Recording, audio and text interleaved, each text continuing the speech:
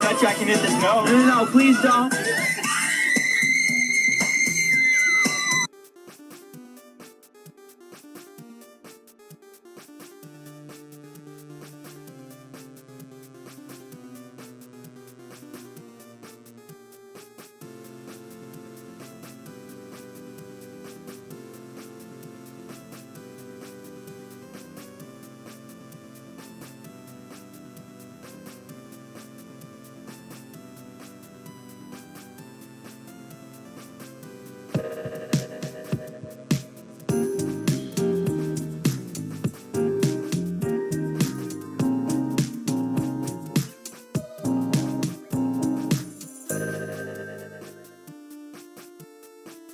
Too bad reading's for nerds.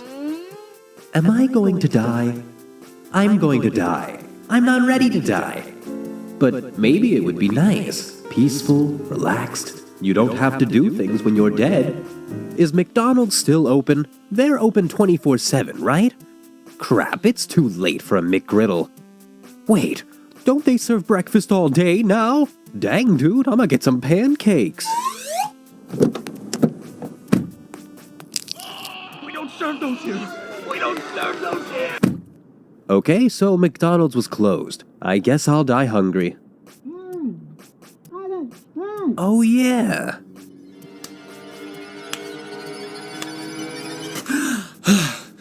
Did you get the pancakes? It was closed.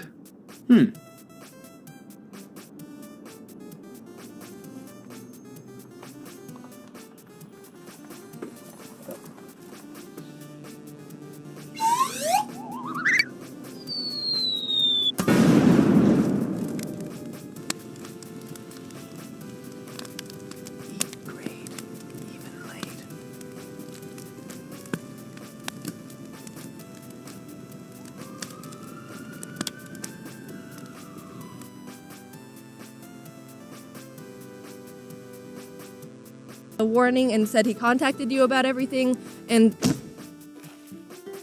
well, crap, I think we're actually stuck in Minneapolis. I guess this is our new home now. Get used to it, kids. So it was my scared mom and her 2 expired children stranded in this obscure city. We went to a pharmacy, which for some reason also takes passport photos, but we had to wait until the passport place opened the next morning. Mom was having an aneurysm panic attack, but didn't want us to worry, so she was like, "Hey kiddos, time for an adventure." Adventure time! She took us to the Mall of America, which is the biggest, craziest mall in America with 4 floors of shops, entertainment, a mirror maze, bowling, roller coasters, aquarium. I've never seen anything like it. There were so many things to do. How could we choose what to do first? Roller coasters in a mall? 4 floors? A kid's paradise? People get married in that mall. We ate at the food court for 20 minutes and left because it was closing for the night. We found a hotel and slept in our clothes, even though we had our luggage. I remember on the light rail I said to Mom, "You know, I really like it here." Like the oblivious child I was, not knowing the weight of the actual circumstances. Having a grand old time listening to a High School Musical playlist on an iPod and playing with my stuffed animals. I freaking love stuffed animals. As a kid, I couldn't sleep without them. My favorites were Raoul the mouse and Ringo the raccoon. I've had them for years. Anyway, luckily, Minneapolis is one of the few places that has 1-day turnaround for passports for the cost of an arm, a leg, and your entire savings. So in the morning, we had to check out of the hotel, run to the passport place, and make it to the airport in time for our new flight. It was gonna be a tight schedule, but it was doable. We were on our way to get the passports when in the middle of transit, I realized, Mom, I forgot my stuffed animals in the hotel.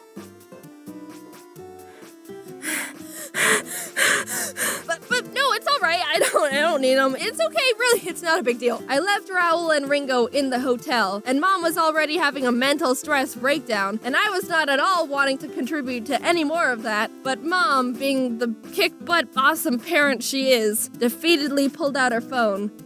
"Hello, yes, we just checked out this morning. Would you check room 421 to see if there's 2 stuffed animals in there?" Ma'am, there's someone currently occupying that room.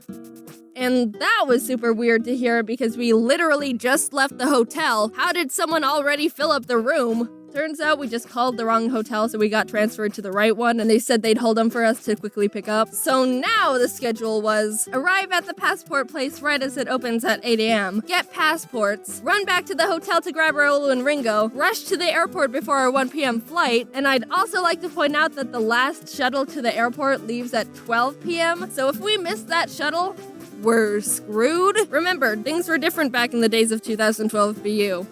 Before Uber. Back then, the idea of paying to jump in a car with an unlicensed stranger wasn't very popular. At the passport place, we walked up to the desk, and the first thing they said was, "So both parents are present, correct?" Actually, he's 1,645 miles away. No.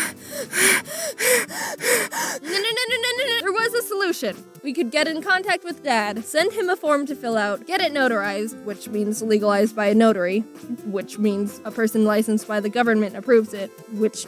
Okay, we don't have time for this. We have to prove the paper is legal, but there's a problem to that solution. It's 8 a.m. in Minneapolis, but 6 a.m. in Arizona, which means notarizing places aren't open.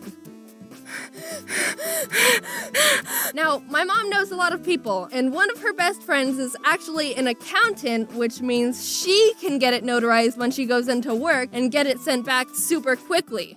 Which, what are the odds of that? Mom, we should buy a lottery ticket if we actually get to Canada. So quick! Woke Dad, got the form filled, called the friend, did the thing, got the thing back, and somehow everything was accepted and we weren't expired children anymore. And off we were running down the city to get back to the hotel to grab Raul and Ringo.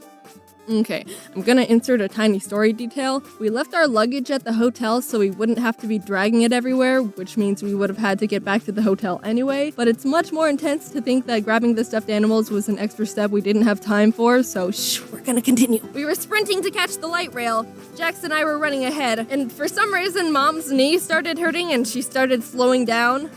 "Are you okay?" And she was just like, Go, I'll catch up, just get to the train, go without me!"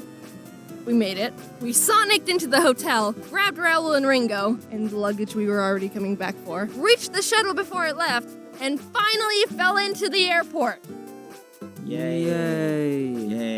Sitting at our gate, waiting for the plane to swoop us off to Canada land with their moose and their poutine and Niagara Falls. Well, technically, Niagara Falls is made up of 3 different waterfalls, and the US actually owns 2 of them. But I guess Horseshoe Falls is the biggest and most popular, so... Mom suddenly realized that she forgot my dad's letter at the passport showing that both parents consent to us, the innocent, helpless, pathetic children, crossing the border. In the past, security always asks us to show that consent paper, so Mom couldn't even have a relaxing plane ride being stressed out of her mind that we would land and still couldn't pass the border. After all that, she didn't tell us she was worried because she was already doing a frickin' dang good job of hiding the weight of what was going on, so she held it in the entire flight. But she told us afterwards and we gave her a slow clap. She deserved more, but we were kids. That's all we had. We approached the security booth, gave them our shiny new passports. They looked at my mom, my brother, and me. Have a fun time in Canada. They didn't ask that time! My mom, every time she tells this story, always says, "They always ask. They always ask. They didn't ask this time. How the frick even? They always ask!" And that was that. We got to Canada. That's it. Wow, that was a lot of effort to come here. Yeah, I mean, Canada's alright, but you guys have that Mall of America. Okay, yeah, sure, cool. But I mean, we have West Edmonton Mall, which has an indoor water park and a theme park. Wait, really? That exists? Well, I guess that automatically puts us on top then. We were always on top, Dom. We are America's hat. Woo, yeah, Canada. I had to ask my mom the timeline of events during the whole thing because I was young and don't remember anything but eating in Mall of America and forgetting my stuffed animals. Big thanks to Domix and Ginger